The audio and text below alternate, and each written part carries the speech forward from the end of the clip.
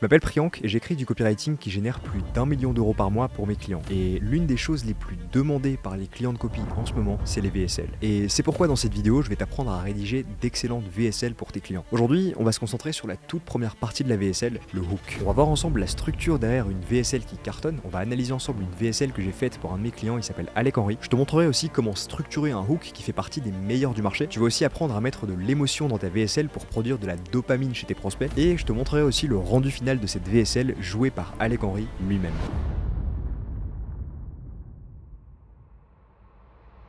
Avant de te montrer le comment, il faut que tu comprennes pourquoi c'est indispensable d'être extrêmement bon en VSL. Avec la montée du format vidéo grâce à YouTube, Instagram, TikTok ou Netflix, l'humain adore regarder plutôt que de lire. La VSL, c'est un format qui met ton prospect en état de réactivité, contrairement à la page de vente qui met nos prospects en état de proactivité. Tu t'en doutes, il y a un effort beaucoup plus important à fournir pour lire une longue page de vente plutôt que pour regarder une vidéo passivement dans le fond de ta chaise. Et donc, la VSL, c'est le moyen le plus efficace à notre époque pour faire consommer un message de vente à nos prospects. Maintenant que tu as compris ça, on passe à la première partie de cette vidéo, l'importance du hook. Le hook, c'est l'accroche de ta VSL. C'est littéralement les 3 à 10 premières secondes de ta vidéo. Et s'il y a bien une partie sur laquelle tu dois mettre de l'effort et de la réflexion, c'est bien le hook. Parce que c'est la première impression que tes prospects vont avoir de ta vidéo. Et s'ils sont pas convaincus dès les premières secondes, eh bien ils vont se barrer avant d'avoir vu l'offre. Pour t'exprimer à quel point c'est super important, imagine une pyramide avec un ordre de priorité dans la structure de la VSL. Dans cette pyramide, si on avait le hook, la structure de la VSL, l'offre et l'appel à l'action, et que chaque élément avait un pourcentage qui lui était attribué en fonction de son importance dans la VSL, eh bien en réalité, le hook représenterait 80% de ce qui va nous permettre d'avoir des résultats. Et donc, tout le reste serait beaucoup moins important. Il y a même une phrase connue d'un des plus grands marketeurs de l'histoire qui est David Ogilvy, et cette phrase elle dit qu'en moyenne, 5 fois plus de personnes liront la headline que le body. Lorsque tu as écrit ta headline, tu as dépensé 80 centimes de ton dollar publicitaire. Eh bien, c'est pareil pour la VSL. 5 fois plus de personnes regarderont ton hook que le reste de ta VSL. Et donc, c'est crucial d'être une bête de copywriter pour rédiger de super hooks. Maintenant, comment rédiger un bon hook? Comme je te le disais en début de vidéo, pour te montrer, je vais me baser sur une VSL que j'ai faite pour une personne avec qui j'ai travaillé par le passé, qui s'appelle Alec Henry. Et Alec, si tu ne le connais pas, c'est tout juste la référence française dans le domaine du business en ligne. Il a un podcast qui cartonne qui s'appelle Le Déclic et c'est un véritable entrepreneur à succès. Maintenant, avant de commencer à écrire une VSL, il y a 2 choses que je dois comprendre avant même de scripter une VSL qui cartonne. La première chose, c'est qu'est-ce qu'on vend. Et la deuxième, c'est à qui est-ce qu'on le vend. Je vais être honnête avec toi, il n'y a pas besoin de passer 3 semaines à construire un avatar client pour avoir ces infos. Honnêtement, je fais jamais de recherche avatar client quand je rédige une VSL pour mes clients et ça m'empêche pas de produire certains des plus gros bangers du copywriting français. Donc t'en as pas besoin non plus, va juste à l'essentiel. Une fois que tu as ces 2 éléments, le premier concept à comprendre pour faire un bon hook, c'est ce que j'appelle les 3 chocs. Il y a 3 formes de chocs que tu veux produire dans les premières secondes de ta VSL. Et t'inquiète pas, je te montrerai à quoi ça ressemble en réel dans le Google Docs et dans la VSL jouée par Alec lui-même, mais avant toute chose, je vais d'abord t'expliquer un petit peu de théorie pour que tu comprennes de quoi je vais te parler juste après. Le premier choc que tu dois mettre dans le hook de ta VSL, c'est ce que j'appelle le choc visuel. En gros, tu dois avoir un pattern interrupt super catchy. On veut que sur l'aspect visuel, l'acteur de la VSL va donner envie au prospect de regarder la suite de la vidéo. On veut littéralement qu'ils se disent « Ah ouais putain, il y a quelque chose qui se passe ici et ça me concerne ». Le deuxième choc à mettre en place, c'est ce que j'appelle le choc verbal. On veut que la première phrase que l'infopreneur, le coach, bref, l'acteur de la VSL va dire, eh bien on veut que cette phrase, elle touche le prospect. Par exemple, ça peut être une phrase en lien avec le quotidien de l'avatar. Le troisième choc à mettre en place, c'est le choc auditif. Dans les premières secondes de ta VSL, l'effet sonore, la musique et l'ambiance projetée par ta VSL peuvent être déterminants. Par exemple, si tu es dans un marché qui est plus drivé par le FOMO comme la bourse, la crypto, le choc auditif va être différent. Il sera plus cadencé, plus rythmé. Si tu es dans un marché avec une énergie plus bienveillante comme le yoga, le bien-être, eh bien ton choc auditif devra être plus doux, plus continu et moins rythmé. Il y aura moins de pattern interrupt dans le son et une cadence beaucoup plus constante.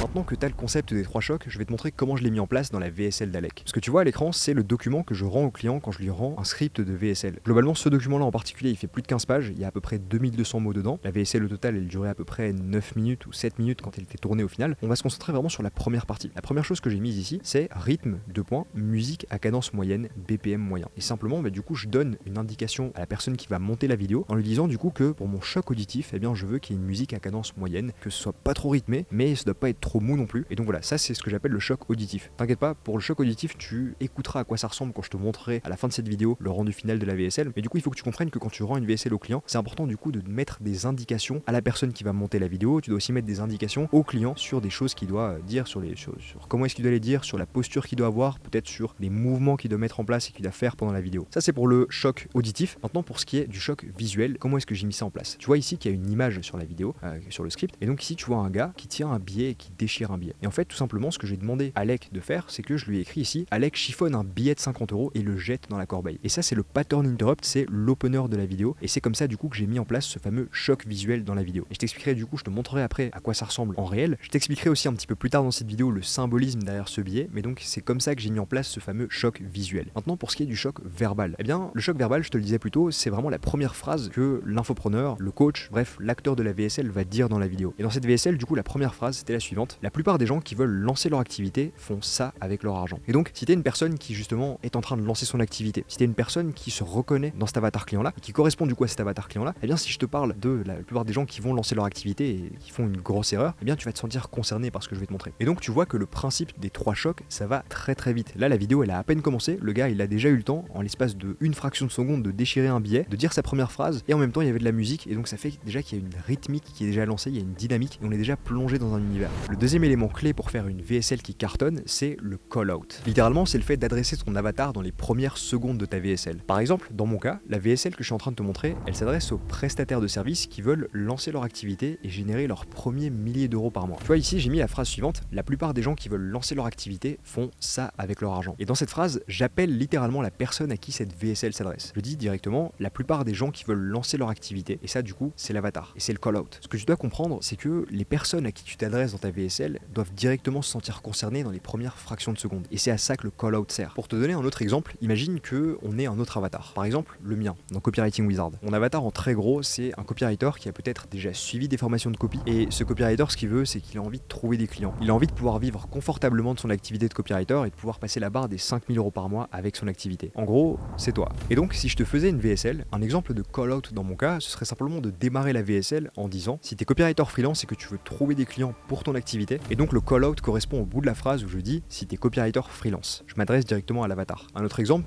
si t'avais un client de copywriting qui est par exemple dentiste et qui s'adressait au chirurgien dentiste, eh bien un exemple de call-out ce serait si vous êtes chirurgien dentiste et que vous voulez X, Y ou Z désir. Dans ce cas précis, le call-out ce sera si vous êtes chirurgien dentiste. Et je pense que t'as compris. Le troisième élément clé d'un super hook de VSL, c'est ce que j'appelle le shoot d'émotion. Il y a quelques minutes, je te parlais des 3 chocs. L'énorme point fort des 3 chocs et du format VSL, c'est que dans une VSL, tu peux jouer sur 2 des 5 sens de l'être humain. La vue, donc le visuel, et l'ouïe avec le choc verbal et auditif. Et c'est un énorme point fort par rapport à la page de vente, parce que la page de vente, elle joue uniquement sur un seul des 5 sens de l'être humain qui est la vue. Parce que la page de vente, c'est uniquement de la lecture. Et donc la VSL, ça te donne beaucoup plus de marge de manœuvre pour produire de l'émotion chez tes prospects. Dans un bon hook, tu dois produire de l'émotion chez tes prospects. Ça peut être de l'intrigue, de l'admiration, de l'excitation, et ça dépendra juste de ton avatar client. Je vais te montrer comment je m'y suis pris dans le script de la VSL de mon client. Dans ce cas précis, tu vois que dans mon hook, j'ai écrit Alec chiffonne un billet de 50 € et le jette dans la corbeille. Et la raison pour laquelle j'ai fait ça, c'est parce que dans le contexte, sur base de l'offre, du gourou et de l'avatar client, eh bien ça s'y prêtait parfaitement. Tu vois, les humains aiment l'argent. Et s'ils aiment l'argent, ce n'est pas parce que c'est un joli bout de papier, mais c'est pour ce que l'argent leur permet d'obtenir. Au-delà des ressources matérielles que l'argent offre à nos prospects, il leur offre surtout la liberté, la certitude et la sécurité. Donc, dans le script de ma VSL, quand je demande aux clients de chiffonner un billet, eh bien, Alec Henry, il va pas juste chiffonner un billet. Il va chiffonner leur sentiment de sécurité, de liberté, de certitude, et en gros, il va chiffonner certaines des ressources mentales que notre prospect valorise le plus. Et ça va instantanément créer une émotion forte qui va donner envie au prospect de rester. Le quatrième pilier d'un bon hook de VSL, c'est ce que j'appelle l'outcome. En gros, c'est le résumé de ta VSL en une seule et unique phrase. Ce que je fais dans le hook d'une bonne VSL, c'est que j'y mets toujours une phrase qui résume l'entièreté de la VSL. Ça peut paraître simple dit comme ça, mais en réalité, il y a très peu de copywriters qui sont capables de faire ça correctement. Et je te montre comment j'ai fait ça dans le Google Docs maintenant. Donc juste après avoir fait la première phrase, quand je dis le call out, eh bien, je dis la plupart des gens qui veulent lancer leur activité font ça avec leur argent. Et si je te fais cette vidéo, c'est pour te montrer le meilleur moyen de lancer ton activité, de générer tes premiers milliers d'euros et de durer dans le temps grâce à un système en 4 étapes. Et ça, du coup, c'est ce que j'appelle l'outcome. Cette petite phrase juste là, le meilleur moyen de lancer ton activité, de générer tes premiers milliers d'euros et de durer dans le temps grâce à un système en 4 étapes, eh bien, c'est le résumé de la VSL en une seule phrase. Dans cette partie-là, les 2200 mots qu'il y a dans ce script de vidéo de 15 pages, eh bien, je les résumé en une dizaine de mots. Et ça, du coup, c'est ce que j'appelle l'outcome. Cette fameuse phrase qui résume l'entièreté de ta VSL en quelques mots, eh bien, c'est quelque chose que tu dois avoir fait en amont avant de commencer à rédiger ta VSL. De mon côté, ce qui m'aide à rédiger cette phrase, c'est généralement que je fais toujours un petit call, un petit appel d'une trentaine de minutes avec le client. Et pendant cet appel, je vais demander au client de me pitcher son offre. offre. Je vais faire en sorte d'être un prospect qui est hyper chiant, qui a plein d'objections, qui n'a pas du tout foi en son offre et en son produit, et du coup le client va essayer de me closer. Et à travers son closing, le client va du coup me balancer des arguments de vente qui sont juste exceptionnels. Et ça va me permettre de venir avec un angle, de trouver différentes idées de mécanismes, et à la fin de cet appel d'une trentaine de minutes que je fais avec mon client, eh bien j'arriverai du coup à pondre cette fameuse phrase qui est l'outcome.